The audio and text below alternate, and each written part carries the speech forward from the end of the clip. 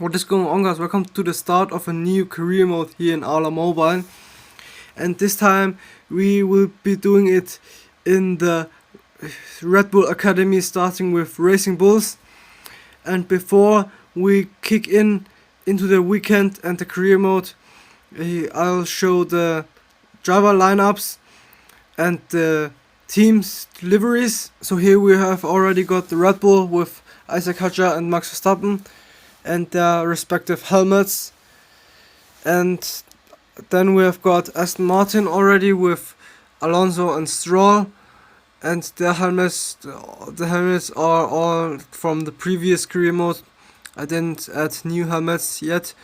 And here we have got Williams with Sainz and Albon, also the same helmets and a pretty similar livery to the old career mode, and McLaren now with the Gemini livery instead of the Google Chrome livery, and Oscar Piastri and Lando Norris as drivers. But Alpine has got a pretty special livery, the black with pink decals. And then we have got Racing Bulls with me and Liam Lawson as drivers, and my a bit customized helmet with a Red Bull logo and the Austrian flag. And then we've got Haas with Poli David 35, my biggest rival from F2, and his teammate is Oliver Berman. He also uses his helmet from last year. And then we've got Audi with the new 2026 livery, still with the old helmets, and Nico Hülkenberg and Gabriel Bortoleto. And here you can see the overview of the whole grid for the new season. And then you will also see the calendar here. And now let's get started.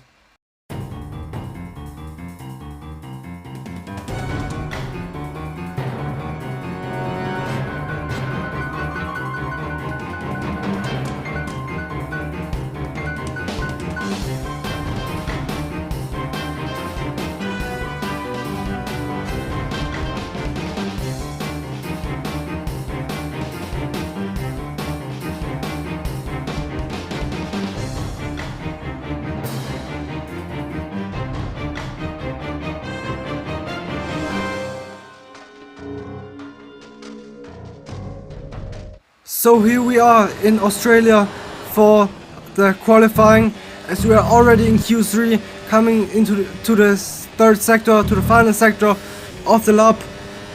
Into the penultimate corner, we run deep a bit, and the Red Bull distracts me, which makes me run wide through the final corner, and I lost a bit of time there. And in the end, it's a 1:18.1, which is surprisingly enough for pole position, and in the Racing Bull against Max AI level 100 this is in this game.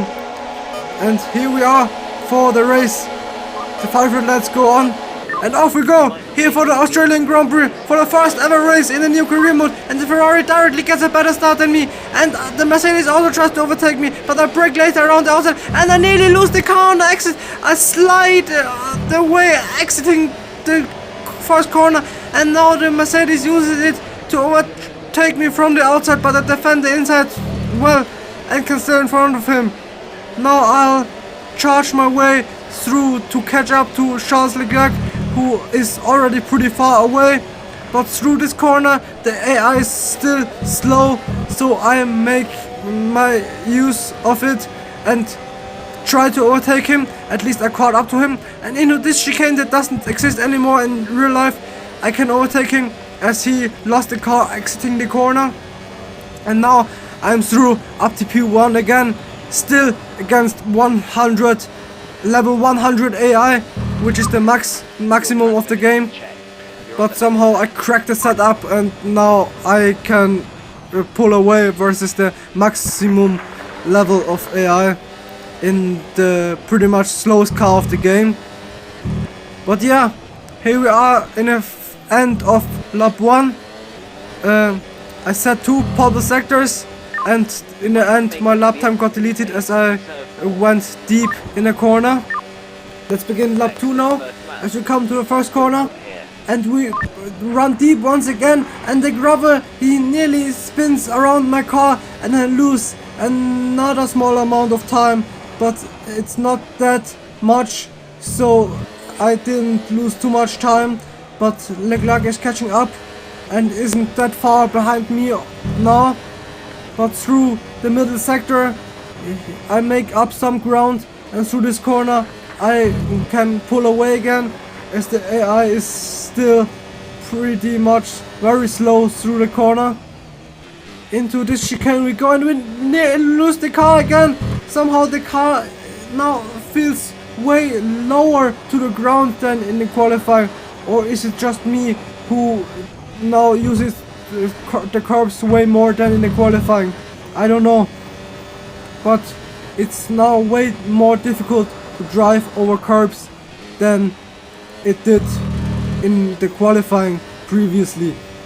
And as we now fast forward a few laps to lap 9, a lack of concentration made me lose the car in a fast chicane, and my car got teleported into the air and then back onto the track, and this made Leclerc overtaking me, but I used it to make a nice move, which you will see in a few corners time.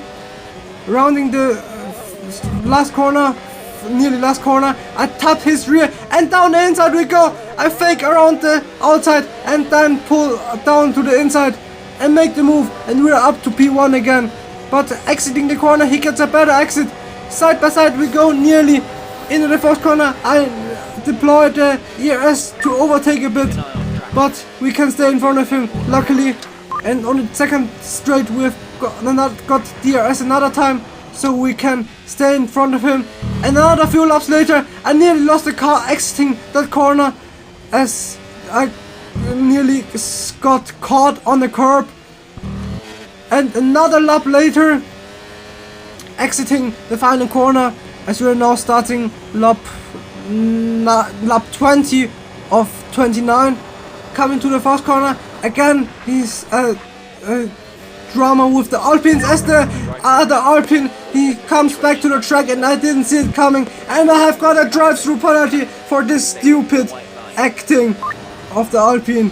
Unfortunately, I saw it way too late, and when it happened, it was already too late to react. So unfortunately we have got a drive-through penalty now, but we have got a safety car, which makes it better for me to serve the penalty, as I won't lose so much time. In the end I didn't even lose the position to Leclerc, as he was way too far behind me. Exiting the pit lane, we've got a 1.5 minute timer to catch up to the safety car, as we're now lapping the Alpine once again, who gave me the drive-through penalty. And here we are, caught up to the safety car, and I tried to also overtake the safety car as the Audi did, but unfortunately I wasn't allowed to do, as I'm obviously the leader. I don't know why, but somehow I didn't recognize that and also wanted to overtake the safety car. He saw that I wasn't allowed, and the Alpine nearly unlapped itself. And here we are in the end of lap 21, a lap later. I came to the pits to now change the tires. I wanted to change the tires a lap earlier, but I got the drive-through penalty, which made it delay for a lap.